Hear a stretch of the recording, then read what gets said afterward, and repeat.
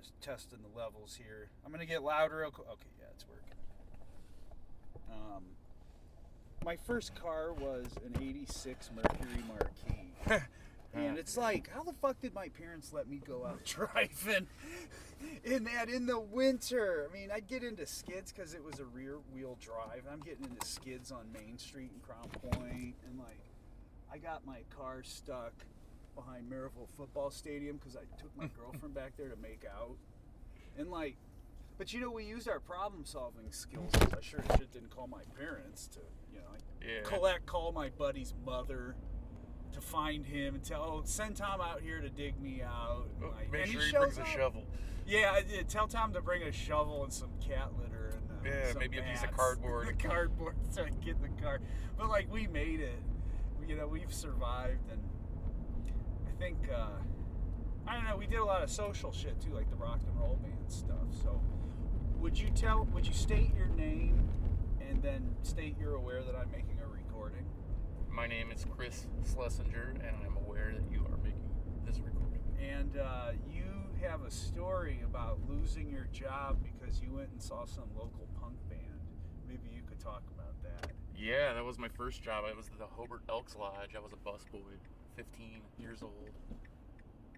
And it was a Fuzz Factor show. I'd much rather go see the punk bands than serve the old people the fish fry on Friday night, you know? And that was at the Hobart Legion, wasn't it? Them shows were at the Hobart Legion, yeah. You guys were doing them a lot back then. Yeah. Now, was that the first show? That wasn't the first show. I don't know if that... I don't remember particularly which show it was. I know there were quite a few of them there that you guys did. Mm-hmm. And I feel like I went to all of them, but like that was the reason. They were like, you keep just going to these shows and not even calling off or anything. You just don't come to work. And that's it. You know, today you came and, you know, today's the day we're letting you go. Hopefully it was worth it. It was definitely worth it. I mean, I wanted to go see bands, and that was our life back then. Like, all us, like, young kids, we wanted to go to them shows. That's what we like. That we waited all week for that, you know? No, we felt the same way playing them. We loved playing those local shows. I mean, those were fun. We'd have, I mean, at most there'd be like 100 kids. It seemed like so many more, though. Yeah, I bet if you've gone in that little room that the shows, you know, like where that hall was at that Elks Lodge. The Legion. Or Legion, I mean, yeah. Yeah. It probably seemed ridiculous. I'm sure it's a very little room. I feel like there was a bigger side to that once in a while they would let bands play on too, but I can't. There was a bigger room. I don't remember what it cost, but the little room was $80. Yeah. So if you have 100 kids who are paying $5, that's $500, and that's not including the people we were letting in for free. Obviously, the other bands and their crews. No, I'm gonna go straight. The great thing about audio is I can edit out all this shit where I'm like, no, I don't want to turn. It's funny though, if I put the turn signals on it, it picks up really clearly. It's a good recorder. Interesting. So, were the accidents around on that particular time where you cut from work and went to the show? Do you remember? I would think so. Me and our bass player both worked at that same job, and so we walked from his house to go to to work, you know. But we also would jam and practice at his house in his garage. That's like where me and him grew up learning together, you know. Mm-hmm. Me playing guitar and him playing bass. When was that? When did you guys start playing? 7th grade. So that would have been like for us like 93 or 4 or something like that. Okay. We kind of started learning. But we never had a drummer. We could never find one. And then we were friends with the Fat Aggression guys. And their singer was really into NoFX and a lot of the stuff we were into. And he's like, let's jam while Fat Aggression is taking a break. Their practices, you know, we would practice while they took a break, you know, in their practice space. And he would drum. And that's just like, that was what it was. We practiced like 2 times, And then we did that Battle of the Bands audition, I feel like, at Hidden Lake in Maryville. Whatever year that was. That may have been when we met you guys. I want to say that was about 96. 6 or 7, yeah. They did that thing at Hidden Lake twice. We played it both times. And I remember the first year, it was mostly cover bands, and then us. And there was one old-timer heavy metal band. Those were the guys running the sound because they had all the equipment. So that was comical back then. So you have this band playing heavy metal covers, and then you have like 4 or 5 bands doing Rage Against the Machine, Nirvana, Bush type. Yeah, cover. whatever was popular at the time, too. And then the Fuzz Factor. And we did not win. And I remember Ledbetter, the guitarist, when the winner, because it was a battle of the bands was announced, he ran up on stage. He goes, I just want to say, this is the biggest bunch of bullshit I've ever heard. None of you are playing original music. I mean, he really schooled them, and I thought that was wonderful. And then the second year, I don't think they did the Battle of the Bands type thing. I think it was just here's a set of bands, and that was better because there were, more original music. I guess, part of the. I think it was just like an audition. Yeah, they wanted auditions. I remember. That was the one we did. We did an audition, and we weren't good enough. But that was what we met you at, was at the auditions. But we found that you were good enough to open for us at our next gig. How's that? we thought it was the greatest thing in the world, though. Yeah, I mean, we probably thought all those other bands were a bunch of douchebags. We're like, they're cool. They're playing music that we like. Yeah, we were stoked. We were the Fuzz Factor. We were almost a bit offended that we had to audition, being that we had played this thing last year, and that we had demonstrated that we could play music, and I mean we were just kind of feeling ourselves at the time too. But I remember, like, on one hand, I'm trying to be real visibly pissed off, like, why the fuck y'all drag me out here to try out? Let's play loud, let's play fast, let's play aggressive. But then on the other part of me was like, well, hey, the local PBS news station is here interviewing, so that's cool. And then, the difference between the first year we played that and the second, when bands like you come out, I was like, oh my God, like, this is really cool. There are other bands playing just what I think is honest rock and roll music. So yeah, we were excited. And then there was a band, Turds in a Urinal. Yeah, that was our homeboys, kind of like coming up then too. Well, tell us about that. What the hell was Turds in a Urinal? Well, really, I feel like I met some of those guys at that too, because they had come from the different middle school going into high school than us, and we were all just going into high school, and some still in middle school even. I feel like we were all 8th, 9th grade, like really young kids. So we didn't know the kids from the other side of town necessarily, if you know what I mean, Maryville. We were all from Maryville. But Turds in Urinal, yeah. They were just another local band that I feel like they were really into doing like Social Distortion covers and stuff like that. Oh, okay. Believe it or not. Because I don't think I never saw them play a gig. I mean, they'd come to our gigs, and sometimes there are bands that are more legend than reality. And I always was curious if they were one of those. But that name is phenomenal. They did a lot of, like, we did shows with them, that band shelter in Hobart.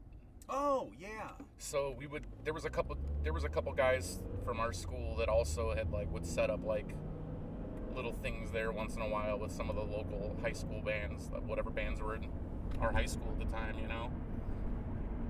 And so they would play pretty regular. We'd all share each other's amps and drums and stuff, I remember at the audition, if I have this correctly, the town fathers and mothers were not going to let a band called Turds in a Urinal even try out.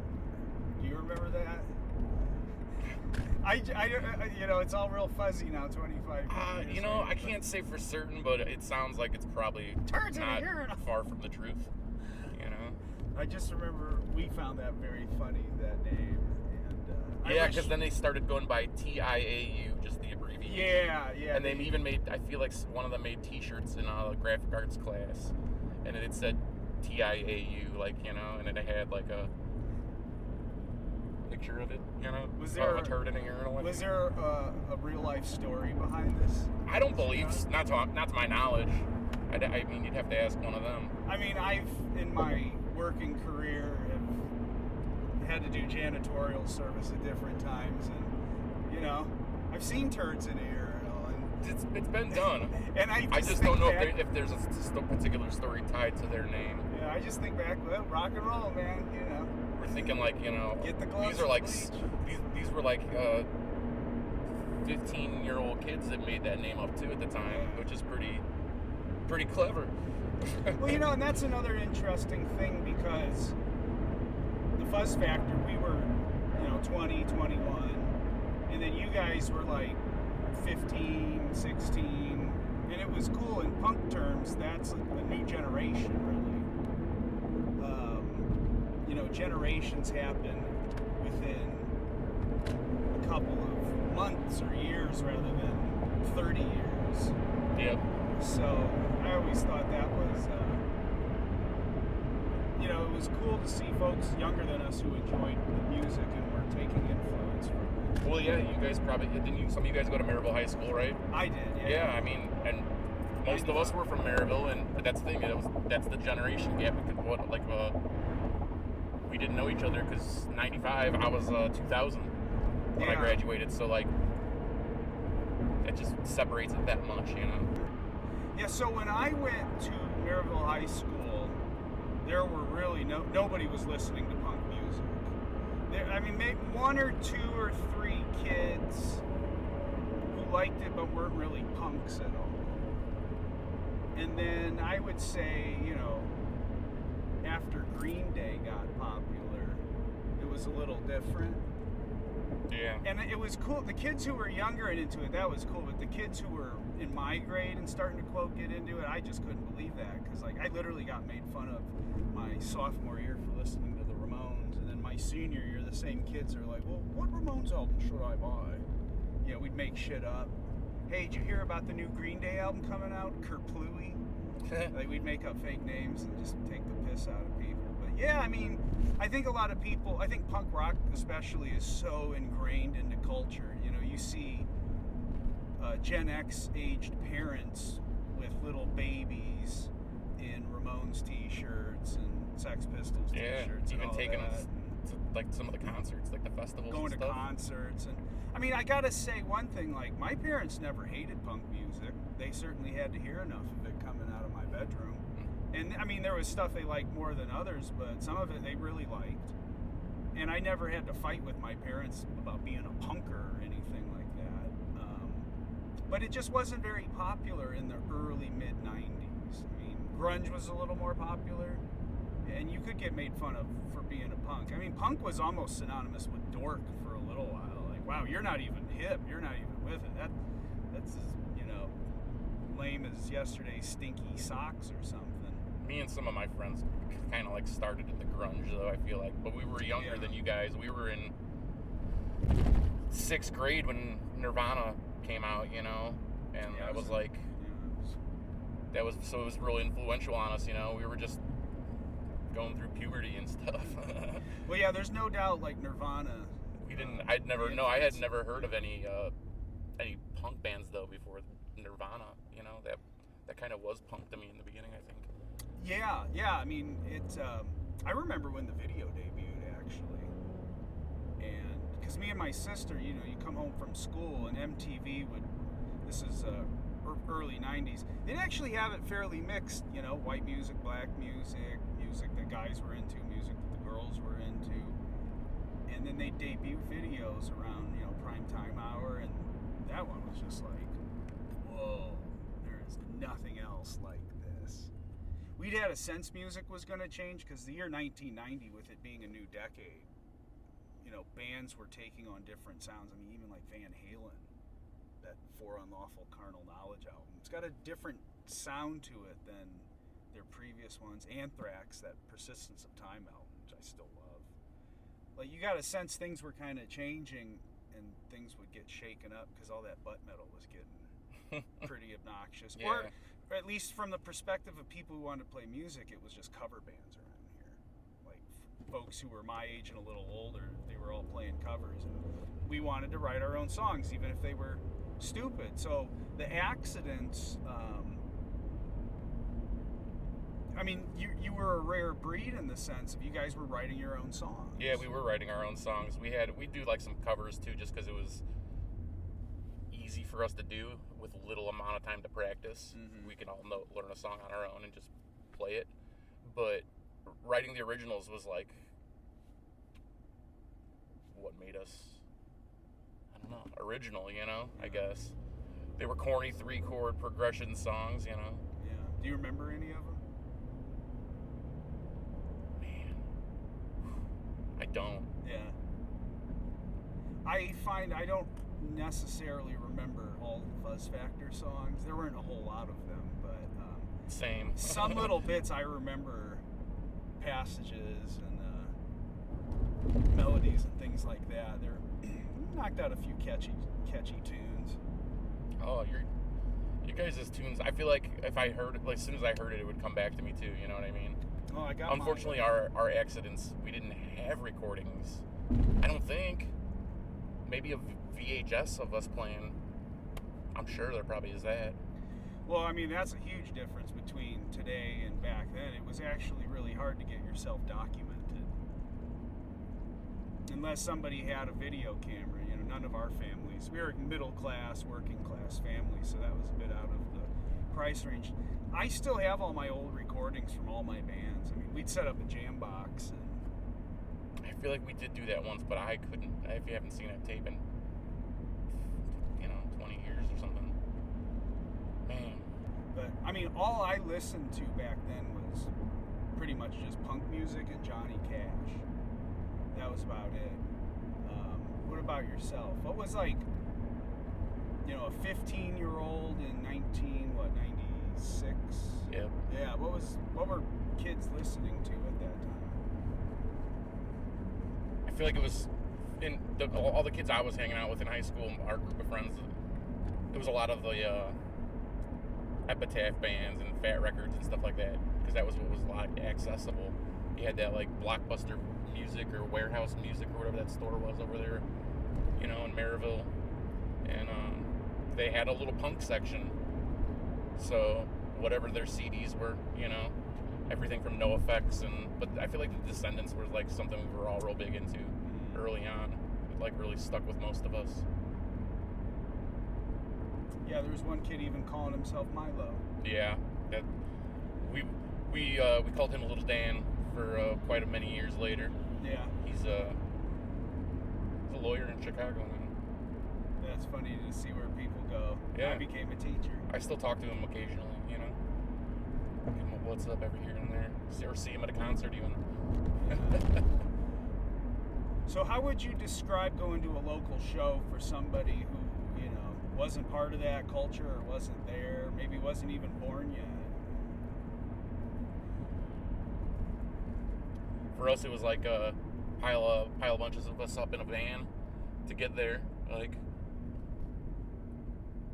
buddy's mom would drop us off. We'd pile out of that van. We'd all have our $5 bill waiting to get in.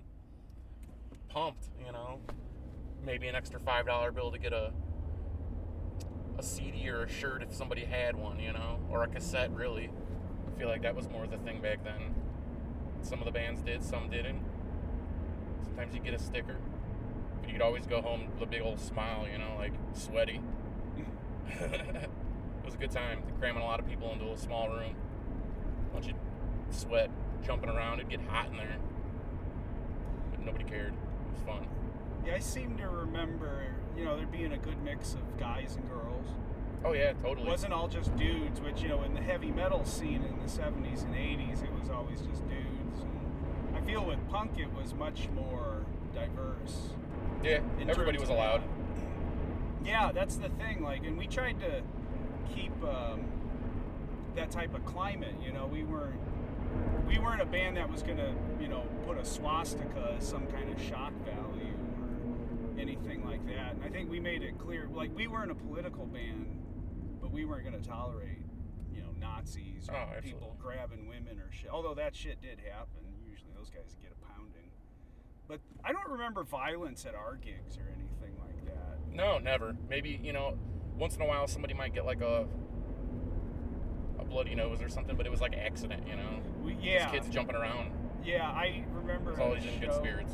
We played a show in Valpo at one of the ski lodges, and they hoisted this girl up to body surf or crowd surf, and she conked her head on a ceiling fan, and just blood all directions, even at us at the stage. It happened during my set.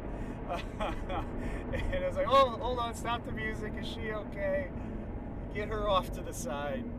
Let's go. 1, 2, 3, 4. Yeah. But, it wasn't, that was, yeah. And I remember there was one kid at the Hobart shows, I remember, because a cop pulled him aside by his lapels, kind of holding there by his neck. And it was like, hold up. And we found out later that the same cop had been doing security at a Legion show in Crown Point where a little punk rock riot had broken out. The Ruffians, which was a band I'd helped start back in '93, and then I left and they continued on. They got way better without me.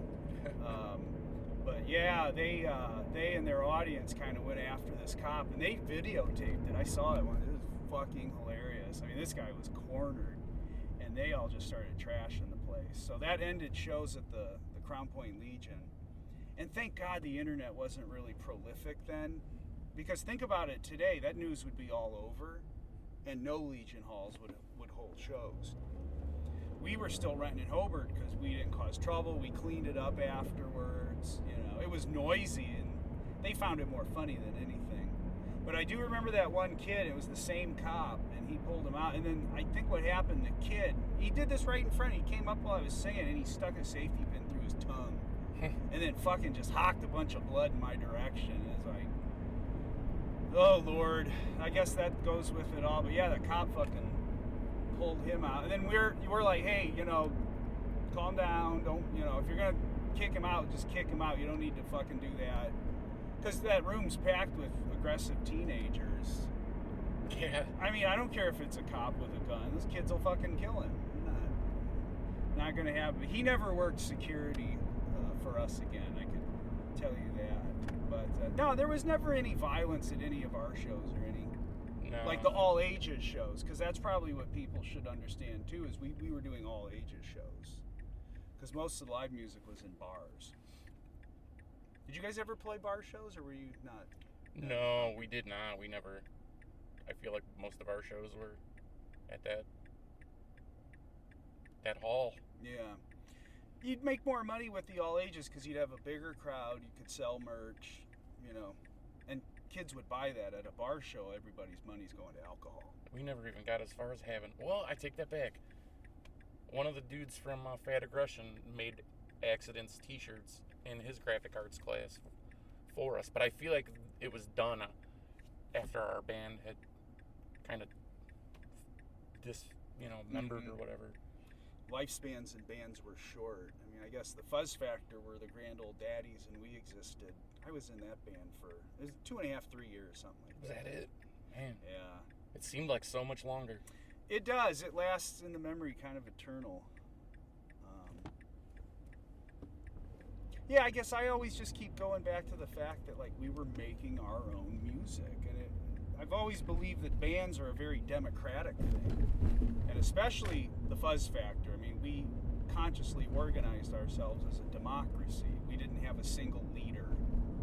The songwriting, everybody contributed and everybody got credit.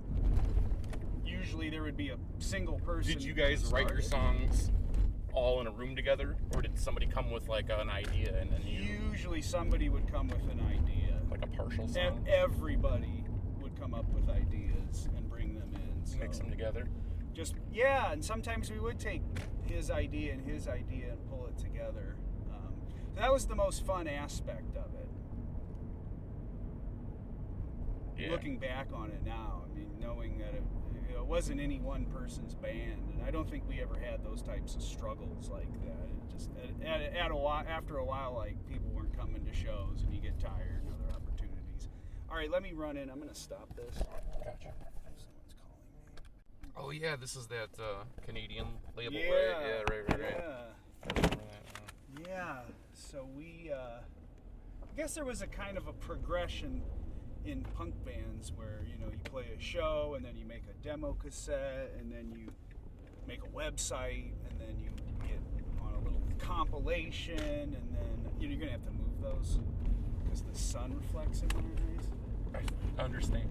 And I have a light sensitivity.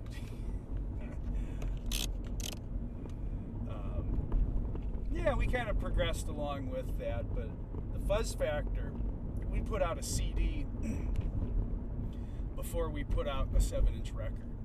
And, all the bands that came before us Put out the 7-inch put out first. the 7-inch record first, and then did the Full-length CD. CD or something like that. So, but we did the 7-inch eventually, which you have a copy of. I do. Oh. Yeah, what else? I mean, if you want to say something about sort of like why we started bands, because I think there's a big difference between then and now. Like, just kids don't do that. Young people don't do that shit, it seems. I feel like for us, it was something to do more than anything, and it was keeping us out of trouble. Yeah, we might like smoke a little joint or something, but we weren't getting into no trouble. We were playing our guitars, learning our guitars, and we see the older bands playing, and we're like, man, we have so much fun going to the shows. I want to be up there. I want to play a show. So you learn enough to play a show. We weren't good at our instruments by any means. But we had like the passion. Even if our songs, like our band, the Axidents, we didn't have any like serious songs. They were all goofy, like Ramonesy type of, goofy stuff. We didn't hit any serious notes. I feel like the next band we started after that, MFR, Middle Finger Response, we were really wanting to be like propagandy and stuff like that, more political. And we were talking about shit, and looking back, we didn't know what the hell we were talking about, We were trying to talk about, stuff that we just didn't know. But we thought we did, and we really meant it at the time, Right, and I'm kind of chuckling right now, but at the same time, the memory is worth being respected, it's to be respected, even if we didn't know what we were talking about. The Fuzz Factor, we did come to a decision that there would be no political songs, and I wasn't necessarily for that. I did want what I was going to sing to be relevant, even though the other guys did contribute lyrics. Again, we'd pull everything together. I did want it to have meaning, but on the other hand, I was happy for that group decision, because we could produce some really bad,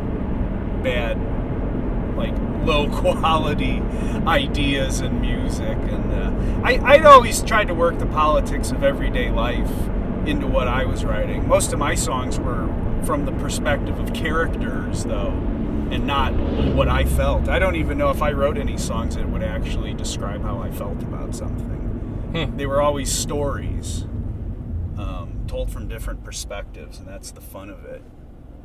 But I do remember once we had a P.O. box, and we got a letter accusing us of being sellouts because we didn't do political punk. They misspelled the word political in this full-page letter about maybe 8 or 9 times.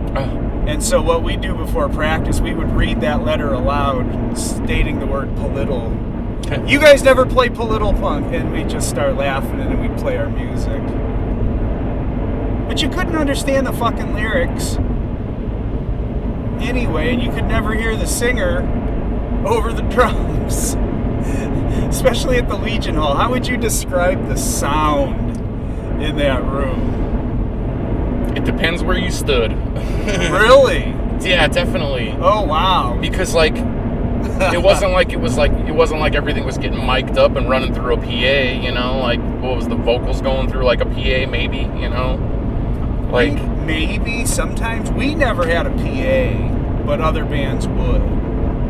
So if you were standing in front of the guitar, you're gonna hear the guitar's loud, or if you're by the bass is loud. It's just how it is, It was a small room though, so it was loud everywhere. you know, loud. To me, I remember hearing I had to step into the bar to talk with the owner about something. Rocco was his name. He was great.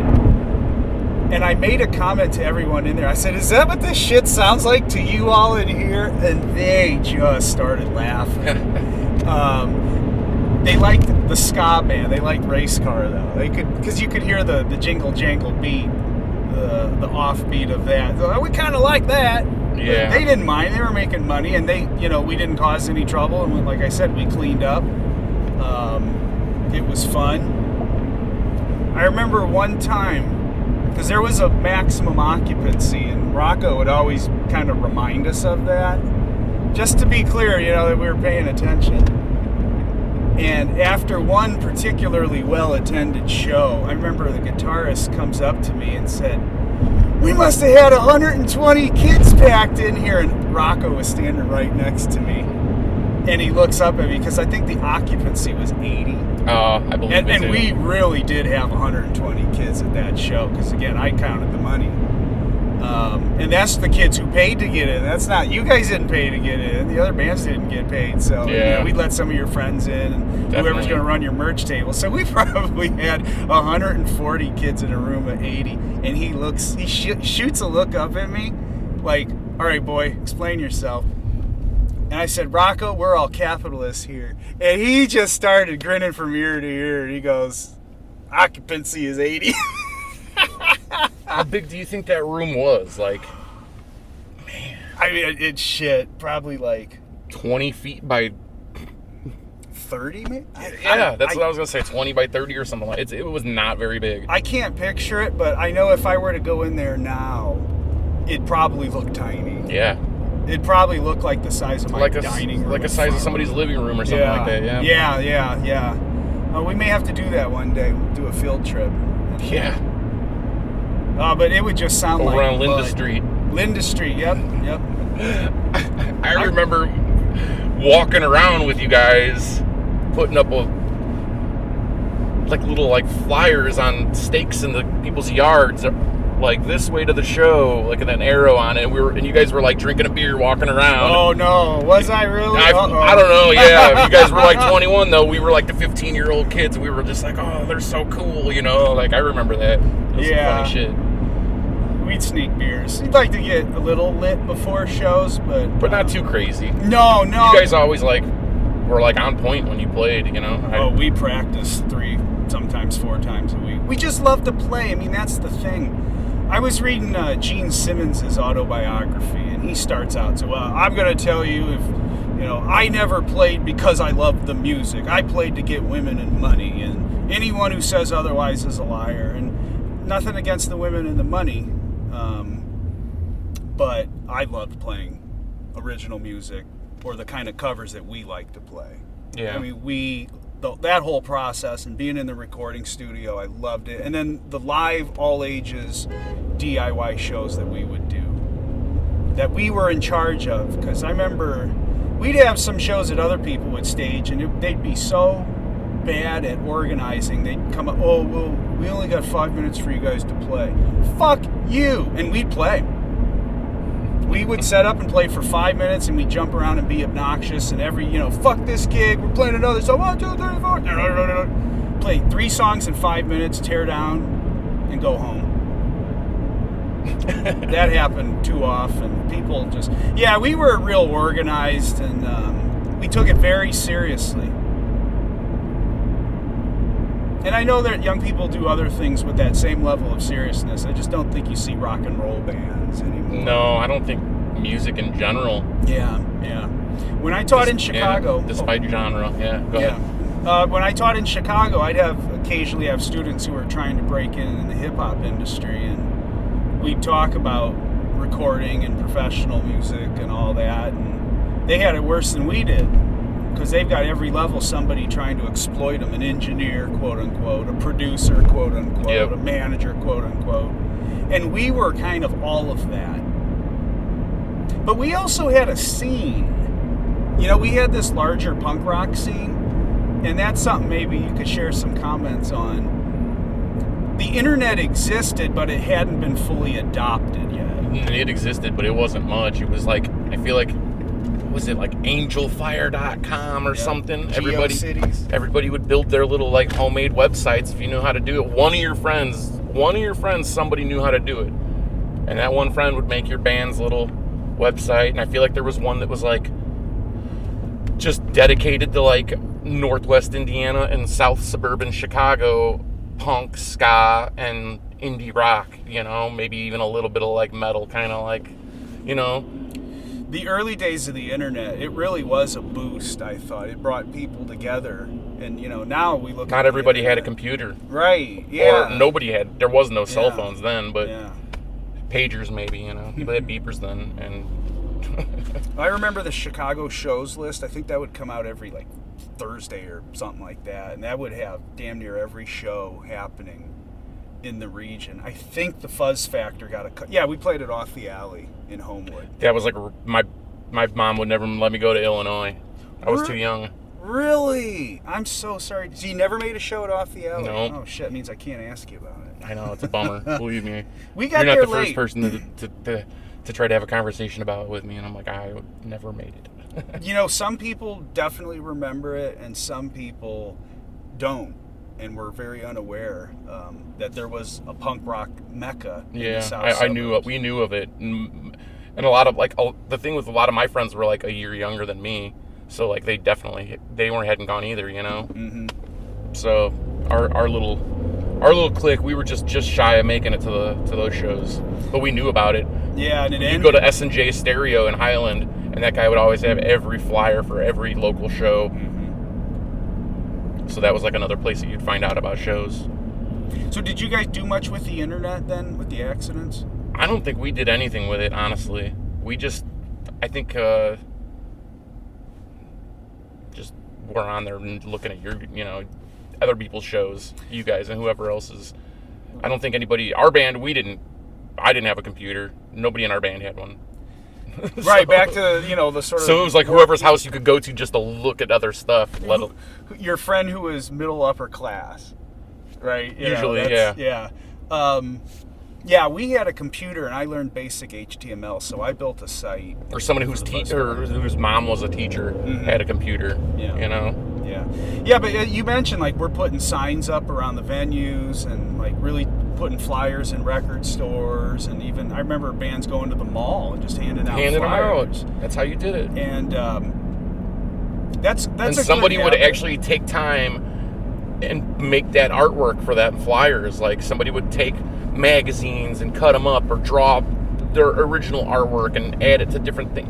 It was like somebody did something cool with them flyers, you know? That was somebody else's creative output alone, you know? That's a good point. Where, like, people don't do that now. It's just like, you go online, oh, so-and-so's playing at the Vic or wherever. I don't know if that place even exists anymore, but you know what I'm saying? Yeah, it's a good point that a scene wasn't just the music. The music may have kind of been... I sometimes wonder about, is the music even the center of it? Because the center could be anywhere. I mean, there were people who, like you said, were more artistic. And there were people who, you know, they would support us and buy us food and, you know. There was a lot of sides to it, yeah. Yeah, there were a lot of sides to it. And I think a lot of music scenes that mature end up being about so much more than music. But ours was definitely kind of focused. The music was the center of it, but it brought a lot of people together to meet each other that wouldn't have known each other otherwise, you know? Yeah. Even just like, for instance, that audition show where we met you. I wouldn't have met, you know, might not have met you guys, or I might not have met a lot of the other people that I became friends with. I ended up becoming like friends with for life, you know? And literally met because of the music, you know? Yeah, here we are 20 years later. Yeah, look at that. It shows like how much it meant. Yeah, it was a moment. You know, it was a unique moment that'll never... And I don't feel like it's not like that now. I mean, there's like a local music scene, but it's different. There ain't no local punk scene that I know of. Well, there is. I take that back. Hardcore, yeah. There's some local punk kids, too, that have a lot of shows in Hammond, like house shows and stuff. And Paul Henry's Art Gallery. Art Gallery, those kids. I don't really know them, but I, like, see them around. and I know of them, and I think it's pretty cool what they do. I have to get some of them on. I've been invited so much, but I'm just so afraid I'm going to go and feel old. But yeah, they're the same way, They respect the space. They clean it. Yeah, those kids are very on point. Yeah, David, the owner, David Mueller, loves. Yeah, them. I've met that guy before. I went and did some yoga there before a couple times on Saturday mornings. I've done some yoga. Yeah, he runs a cool space up there. He's a good. Yeah, good it's nice. Dude. So there is some, and there are bands, but I think they're older. Like the average age of a rock band around Northwest Indiana today, I guess, would be in the mid to late 30s. Whereas for us, our, 16, 17, 18, all the way up to 21 or 22. Yeah. And then, again, that just highlights the difference. I know for me, by 1998, the year I turned 21, my CD collection, my record collection almost ends there. Because I was spending my money on beer by that point. Yeah. And definitely. I just you grow up and all that, but I always consciously said I wasn't going to look back on these days and be ashamed or be, it was a waste of time or it was stupid.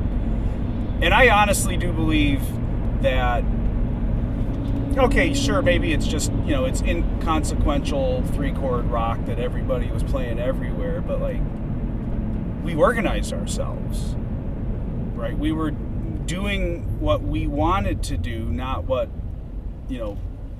big media is telling us what we should like. How could you not be proud of that? Even if you never had a hit or some of the lyrics are a bit off or whatever. I mean, it really was a good time. Yeah. There's a lot of people involved in it, too. And there's a lot of people, yeah. Yeah, for me it was Do you think everybody else that was around those times still thinks about it, too? Or is it just do they still have the passion for it? I wonder. I mean, my wife was at some of the Fuzz Factor shows, and, obviously we could talk about that, and, she remembers it fondly. And then you would fall under musician, though. So we may look at it a little differently. I literally don't talk to a lot of... I can't think of too many people I talk to that were at those shows, though, now. Yeah. At this point in my life. Yeah, maybe in some ways it was a lot of other people who were wanting to play music themselves. Yeah. We had fans, though. I remember one day I opened up the paper and it was some young girl who was going to school in Valpo High School on the track team. She was the featured athlete of the week, and it was who are your favorite bands? And it's Korn, Limp Bizkit, and the Fuzz Factor. So I'm like, yeah, okay. That's cool, yeah. That's cool. I just think, we were giving, and when I say we, I mean you and I and our bands and the other bands, we were giving people a true alternative other than what MTV and Q101 was telling them was an alternative. Yeah, that's true. And you think about, I do see it as inherently democratic because as a consumer, quote, right, you could take your money and go see the big corporate rock band or Green Day or something like that. Or you could go to your local show. You had that option. Or you could go to Off the Alley or Fireside Bowl. It just seemed like there was always something fun to do in the mid-90s. That theater, too. They used to have shows there, too, right? Remember that theater in Maryville? Yeah. Yeah, I remember they got mad at me because I started smashing up the mic stand on the floor because I saw it started making sparks shoot. And then the Ruffians, they came and their singer came out in just a jock strap. Yeah. Yeah, I wasn't there. I just heard about it. We opened for the Rocky Horror Picture Show. Oh, is that what it was? Yeah, and somehow I think we were weirder than the movie was. Different kind of weird. Different kind of weird, yeah. We had good turnouts there, too. That was too big of a venue, though. It was spacious, and, even if you had 50 people up front, it looked empty in there. So the Legion Hall, while the sound was bad, it felt like a family, I suppose, in some ways. Or even if you didn't know the guy next to you's name, it didn't matter. Yeah. It didn't matter because you guys were cool regardless, you know what I mean? Oh, I can tell you from my perspective, looking out and seeing people singing along with bits of the lyrics. Oh my God. I remember one day I got the chills up there, and I turned around to crew it. I had to turn around because I was grinning so hard. I was like, that is not punk rock. Right? Like, you could smile up there, but you can't look elated because you look like a child getting a Nintendo for Christmas. So I turned to crew it and I was like, this is fucking awesome. And he's like, dude, this is fucking awesome. Drumming away. And he can make faces as a drummer because that's what drummers do, and he excelled at making faces. That dude would fucking talk to himself while he was playing. It would just cut us up. He had that shiny ass drum set too, didn't he? Oh, he did. I remember that thing, man. That fucking snare drum. That big, thick snare drum. Didn't have that tight pop. Boom! You know, you play in a little hall, that thing just pounds. But yeah, at the punk level, I mean, the drums always, even at Off the Alley or Fireside Bowl, I mean, shit. The sound at Fireside Bowl was terrible. Oh, yeah, Awful. It was. Awful place to see a show. But some of the best shows you've ever been to were there, right? Right, and all those bands. I mean, at a point, we were dude, we may have been there once a week. There was, oh man, Fireside Bowl, yeah. There was always shows there. How many shows in those years, whatever they were for you, how many shows, local or wherever, how many shows do you think you went to? Included, like, in Chicago, too? Yeah. Oh, man, so many. Every single one that I knew about. If I could get away to it, I would go. I mean, even in the winter, we'd be going. You know, I kept a list of every show the Fuzz Factor played. Now, we played roughly we played about 1.5 times a month on average over our 3 years of playing. That's pretty solid. So right there, and then I'm going to shows. I mean, in those years, I would say my years were 93 to 98. Actually, no, I was in bands all the way up to 2000. So that's, 7, 8 years. I mean, that's hundreds. That's why I can't hear that well, and I have tinnitus. And I wear earplugs, but... again, this podcast is about examining the culture. And culture is what people actually do. Not just what history book says what people do, but what we actually do. And man, we were going to so many shows. Yeah, definitely. And our parents, they knew where we were. They knew we were in some kind of contained environment. I think they knew there was always that threat of violence.